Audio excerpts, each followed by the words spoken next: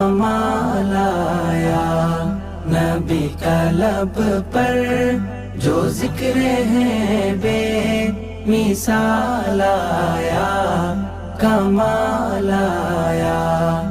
ঢাকা বিশ্ববিদ্যালয় সিরাত মাহফিল 2024 বাস্তবায়ন কমিটির প্রতি যারা আমাকে এখানে দাঁড়াবার সুযোগ করে দিয়েছেন, বিশেষভাবে অন্তঃস্থল থেকে কৃতজ্ঞতা জানাচ্ছি ঢাকা বিশ্ববিদ্যালয় কর্তৃপক্ষকে এই চমৎকার আয়োজনটি করবার অনুমতি প্রদান করবার জন্য এবং সার্বিক সর্বাত্মক সহযোগিতা করবার জন্য।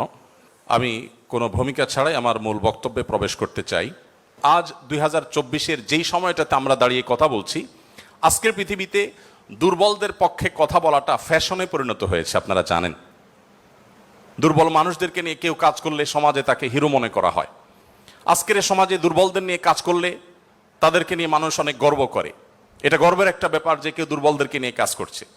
আমরা সুন্নাহ ফাউন্ডেশন থেকে অসহায় দুস্থদের জন্য কাজ করছি।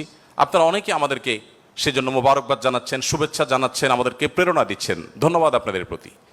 কিন্তু আমি যেটি বলতে চাচ্ছি যে আজ থেকে ঠিক ১৫০০ বছর আগের পৃথিবীতে যদি আমরা ফিরে যাই, তাহলে আমরা লক্ষ্য করলে দেখতে পাবো সেই পৃথিবীতে দুর্বলদের পক্ষে কথা বলাটা ফ্যাশন তো দূরের কথা, সবচেয়ে বড় চ্যালেঞ্জের বিষয় ছিল। আজকের এই অনুকূল পৃথিবীতে দাঁড়িয়ে আপনি দাসদাসীর অধিকার, আপনি শ্রমিকের অধিকার, আপনি নারীর অধিকার, আপনি অন্য ধর্মাবলম্বী সংখ্যালঘুদের অধিকার নিয়ে কথা বলতে পারেন। এই কথা বলাটা অনেক নিরাপদ, অনেক ফ্লেক্সিবল পরিবেশ আপনি দেখেন। কিন্তু মুহাম্মদ সাল্লাল্লাহু আলাইহি সাল্লাম যখন দুর্বলদের পক্ষে কথা বলেছেন, তখন পৃথিবীতে দুর্বলদের পক্ষে কথা বলাটা সহজ কাজ ছিল না।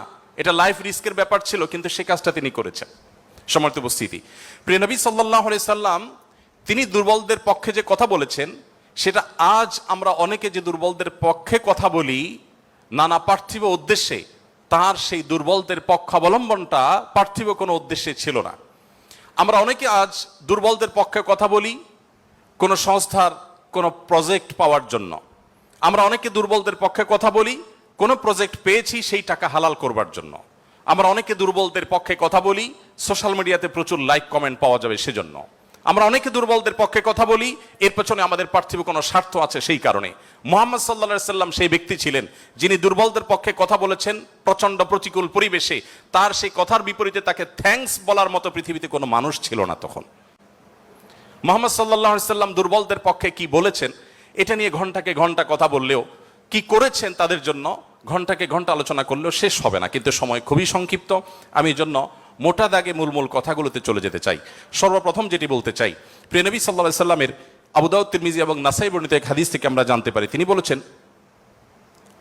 তোমরা তোমাদের যে সমস্ত দুর্বল মানুষেরা আছে সে সমস্ত দুর্বল মানুষদের ব্যাপারে আমার কাছে তালাশ করবে, খোঁজ খবর নিবে, তাদের জন্য কোনো কিছুর প্রয়োজন হলে আমাকে বলবে। কেন?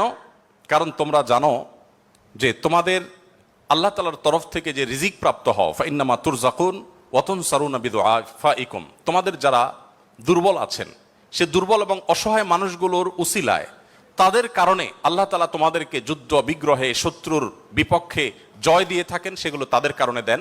আবার একইভাবে তোমাদের যে রিজিক আল্লাহ তাআলা দিয়ে থাকেন, এই রিজিকটা তোমাদের মধ্যে থাকা যে দুর্বল মানুষগুলো আছে তাদের কারণে আল্লাহ তাআলা দিয়ে থাকেন। সম্মানিত উপস্থিতি, এই হাদিসের মাধ্যমে নবী সাল্লাল্লাহু আলাইহি সাল্লাম বোঝাতে চেয়েছেন তার আশেপাশে দুর্বল মানুষেরাই বেশি থাকে। আপনারা জানেন বেলাল, আম্মার, সোহেব, আরো যে সমস্ত সাহাবী ছিলেন, সালমান ফারসি রাদিয়াল্লাহু তাআলা আনহু সহ, এই সমস্ত অসহায় মানুষগুলো একাধারে বহিরাগত, বাহির থেকে আসা। আরবের মানুষরা বাহিরের মানুষদেরকে মানুষ মনে করতে কুণ্ঠাবোধ করে অনেকে, বা বেশিরভাগ। সেই সময়ের বাস্তবতা ছিল অনেকটা সেরকম। নবী করিম সাল্লাল্লাহু আলাইহি সাল্লাম সেই পরিস্থিতিতে বাহির থেকে আসা সালমান ফারসি শুধু তার পরামর্শে গোটা মদিনার চতুর্পাশে পরীক্ষা খনন করার সেই কষ্টসাধ্য কাজ শুরু করে দিয়েছিলেন। তিনি বেলাল রাদিয়াল্লাহু তাআলা আনহুর মতো একজন নিগ্রো, ইথিওপিয়ান এবং বাহির থেকে আসা কৃতদাস ছিলেন, সেই মানুষটিকে নবী সাল্লাল্লাহু আলাইহি সাল্লাম মুয়াজ্জিন বানিয়েছেন। আজ আমাদের সমাজে মুয়াজ্জিন মানে খুব সাদামাঠা একটা পদ, তখন মুয়াজ্জিন ছিলেন নবী করিম সাল্লাল্লাহু আলাইহি সাল্লামের পর সবচেয়ে মসজিদের মধ্যে থাকা সম্মানজনক পদ। নবী করিম সাল্লাল্লাহু আলাইহি সাল্লাম এভাবে দুর্বল সাহাবীদেরকে যে আগলে রাখতেন, দুর্বল সাহাবীদের মধ্যে তিনি থাকতেন এমন ভাবে যে আজ নেতারা যদি অন্যদের সাথে চলে, নেতা কে এটা পরিচয় দেওয়ার প্রয়োজন হয় না। কোনো পাওয়ারফুল ব্যক্তি, কোনো নেতা তিনি যদি তার অনুসারীদেরকে সাথে নিয়ে অনুসারীদের বেষ্টিত হয়ে হাঁটেন, তো তাকে চেনার জন্য কারো জিজ্ঞেস করতে হবে না। আমাদের